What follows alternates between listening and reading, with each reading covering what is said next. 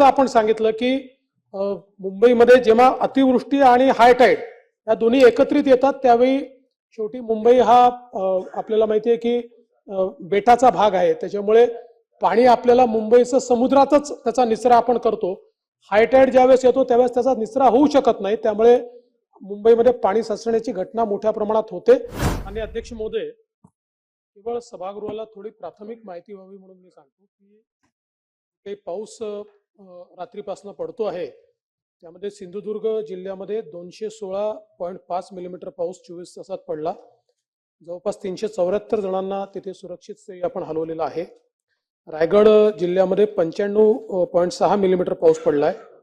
मुंबईमध्ये कुलाबा या भागामध्ये 83.8 मिलीमीटर आहे, पण सांताक्रूजमध्ये 267.9 मिलीमीटर एवढा पाऊस पडलेला आहे 24 तासात. त्याच्यामुळे प्रचंड अशा प्रकारची अतिवृष्टी आहे. मुंबई उपनगर सखल भागात पाणी साचल्याच्या घटना झाल्या आहेत. सायन कुर्ला चा जो काही रेल्वे ट्रॅक आहे तो पाण्याखाली होता, आता त्यातलं पाणी बऱ्यापैकी काढण्यात आलेलं आहे. चुनाभट्टी येथे पाणी साचल्यामुळे हार्बर लाईन जी आहे ती मात्र बंद आहे, आता तेही पाणी काढण्याचं काम चाललेलं आहे. सेंट्रल लाईनवर रेल्वे वाहतूक सुरू आहे, आता ती बऱ्यापैकी आली आहे, पण 15 मिनिटं ती लेट चाललेली आहे. मुलुंड तसेच नाहूर इथे पाणी साचल्याने फास्ट सेवा जी आहे ती प्रभावित झालेली आहे. महालक्ष्मी एक्सप्रेस अंबरनाथ इथे थांबवण्यात आली होती, त्याच्यानंतर मला असं वाटतं ठाण्याला देखील काही रेल्वे थांबवण्यात आल्या होत्या. वेस्टर्न रेल्वे जी आहे ती देखील 15 मिनिटं विलंबाने चाललेली आहे, अर्थात स्लो लोकल, फास्ट लोकल नाही.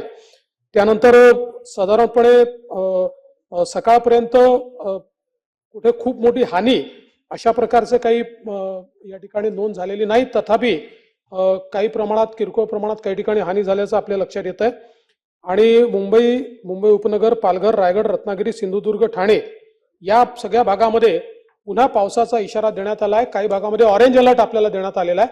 आणि जसं आपण सांगितलं की मुंबईमध्ये जेव्हा अतिवृष्टी आणि हाय टाईड या दोन्ही एकत्रित येतात त्यावेळी शेवटी मुंबई हा आपल्याला माहिती आहे की बेटाचा भाग आहे, त्याच्यामुळे पाणी आपल्याला मुंबईचं समुद्रातच त्याचा निचरा आपण करतो. हाय टाईड ज्यावेळेस येतो त्यावेळेस त्याचा निचरा होऊ शकत नाही, त्यामुळे मुंबईमध्ये पाणी साचण्याची घटना मोठ्या प्रमाणात होते. तशाच प्रकारची परिस्थिती आहे. अद्याप तरी अशी स्थिती आलेली नाही, पण जे काही फोरकास्ट दिलेला आहे, कारण आता आपण सांगितलं 1:27 हाय टाईड सुरू होतोय आणि ऑरेंज अलर्ट प्रमाणे जर पाऊस पडला किंवा मोठ्या प्रमाणात जो पाऊस पडतोय तर त्या ठिकाणी निश्चितपणे अडचणीची स्थिती येऊ शकते. आणि आज मला असं वाटतं सदस्य देखील या ठिकाणी पोहोचू शकलेले नाहीत, बरेचसे अधिकारी देखील पोहोचू शकलेले नाहीत, वेगवेगळ्या ठिकाणी लोक अडकलेले आहेत. तर मला असं वाटतं आपण जो निर्णय या ठिकाणी सांगितलेला आहे तो किमान कर्मचाऱ्यांच्या बाबतीत तरी तो योग्य असेल, कारण शेवटी खूप दूरपर्यंत त्यांना सगळ्यांना जावं लागतं. आणि बाकी जी काही विरोधी पक्ष नेत्यांनी मागणी या ठिकाणी केली आहे, माननीय मुख्यमंत्री नाही आहेत, मुख्यमंत्र्यांच्या कानी आपण टाकू आणि त्या संदर्भात सगळे मिळून योग्य तो निर्णय घेऊ.